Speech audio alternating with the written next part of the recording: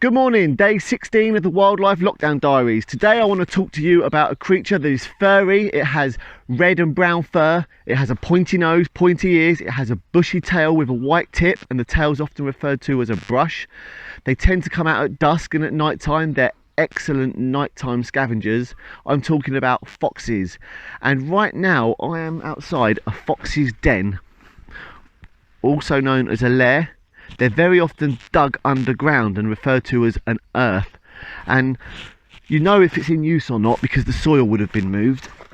They actually have several dens, and they'll use one of them for having their cubs in, and they might move them from den to den. You know if it's in use because you're going to find old bones outside, normally whole, because foxes don't chew their food. They use shearing teeth on the front of their teeth to tear the meat away from the carcass into manageable, swallowable sized chunks.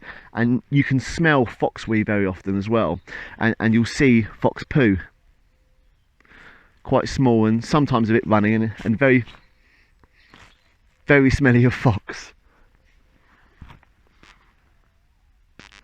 Now, foxes are solitary animals throughout the year, but in springtime when it's mating season they'll come together, and a family will consist of a dog fox, a vixen, and they'll have aunties which are young vixens from the previous litter, and they will help bring up the cubs.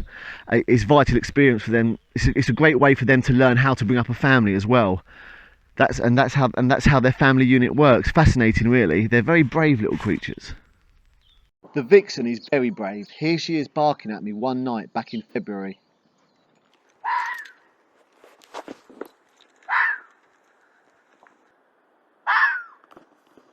Every now and again when they're active, I'll set up one of my trail cameras to see if I can get any footage of them. Back in 2016, I was lucky enough to get some footage of the cubs emerging for the first time.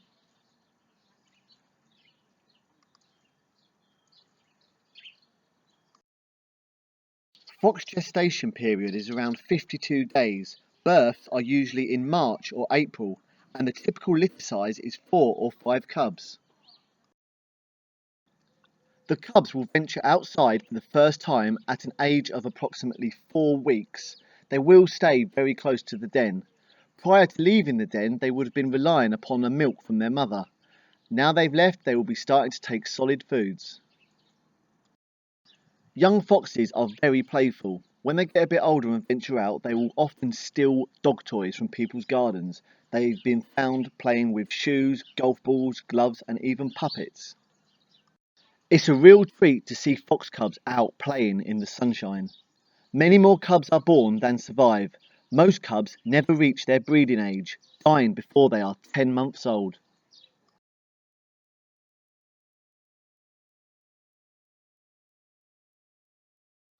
I filmed these young foxes last year. It was an absolute pleasure being so close, but no wild animal should ever really be this tame, because sadly, one day they'll approach the wrong human being. And if you want to feed the foxes, go for it. I do. I put a bowl of dog biscuits out every now and again. It's important you don't feed them regular because they'll start to rely on you, and if you go on holiday they're going to go hungry. And when you feed them, do it at the very end of your garden. Do not form a relationship or a bond with them. They're wild animals and it needs to stay that way. Foxes are very shy and they tend to run a mile if they see a person. It needs to stay that way because unfortunately foxes have got a bit of a bad press, and a lot of it is false in my opinion. There was a case last year where they said their young child was attacked by a fox. It's totally out of character for a fox, and there was one case where a child got bit and they said it was a fox, and it turned out to be the family dog was being aggressive, and they passed the blame onto the fox.